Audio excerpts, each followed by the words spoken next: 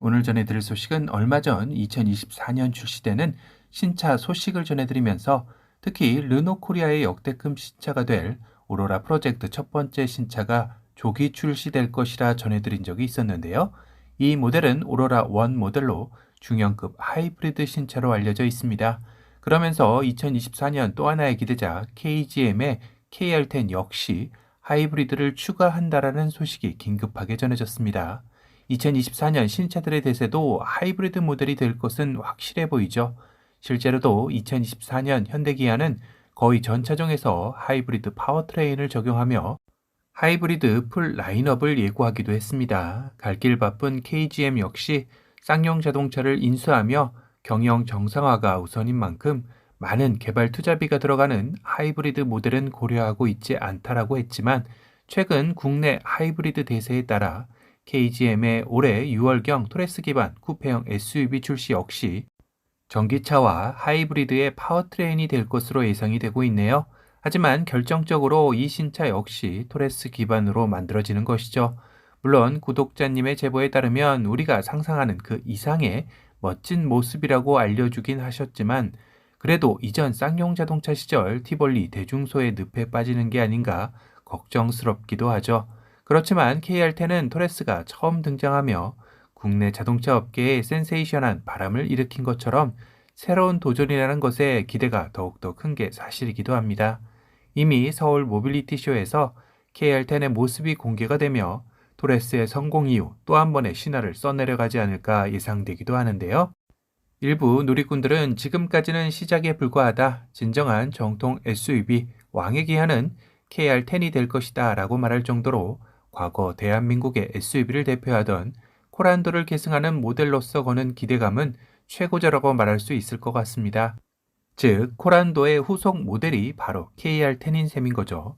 거기다 KR10의 여러 예상도들을 살펴보면 정통 SUV의 진한 향수를 뽐내며 남자라면 한 번쯤 이런 차를 타고 드라이브 본능을 꿈꿔봤을 법한 마초의 모습을 보여주고 있습니다. 특히나 다부지게 각진 모습은 어떠한 홈로에서도 질주 본능을 가져올 법한 상남자의 포스를 느끼게 해주고 있죠. 이 역시 최근 엄청난 호응을 얻으며 중형 SUV 1위 탄환을 노리는 산타페 풀체인지가 불러온 각지면서 박시한 레트로 디자인과 결이 같다고 봐야 할 것 같습니다. 어찌 보면 국내 소비자들이 좋아할 만한 모든 요소를 갖추었다고 봐도 무방할 텐데요.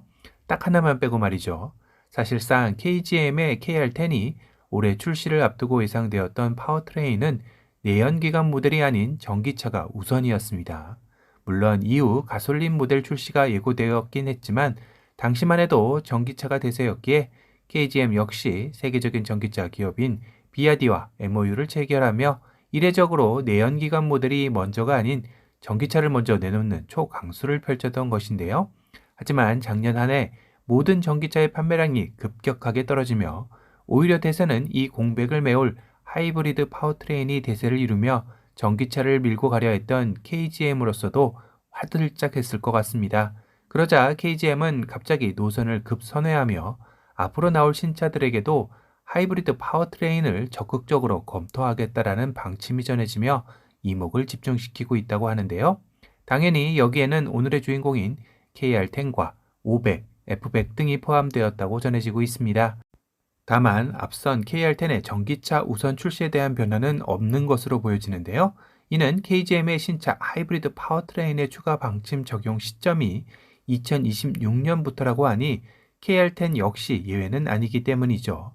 거기다 최근 KGM과 MOU를 체결한 비아디가 처음으로 부동의 전기차 세계 1위 테슬라를 제치고 세계에서 가장 많은 전기차를 판매한 자동차 제조사가 된 것입니다.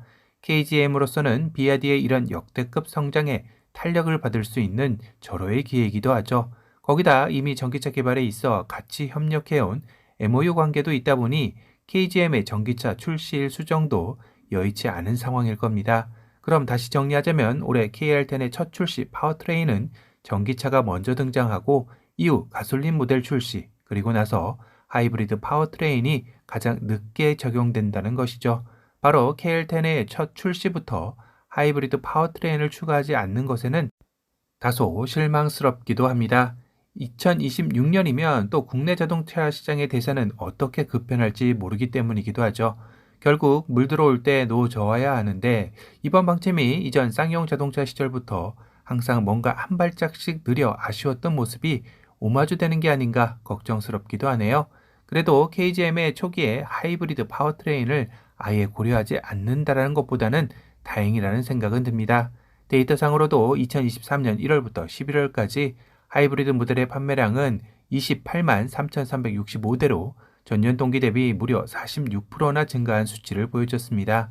반면 전기차는 2023년 1월부터 11월까지 전기차 판매량이 14만 9,939대를 판매하며 전년 동기 대비 3.8% 감소한 수치를 보여줬습니다. 확실히 전기차 시장의 위축이 불러온 풍선 효과가 하이브리드 모델로 자연스럽게 옮겨갔다는 것을 알 수 있는 대목이죠.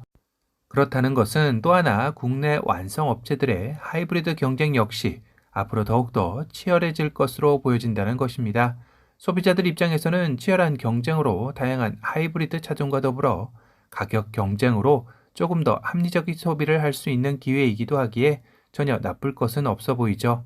오늘은 KGM의 또 하나의 신화를 안겨줄 KR10 역시 하이브리드 파워트레인을 추가한다라는 소식에 대해 전달해 드렸습니다.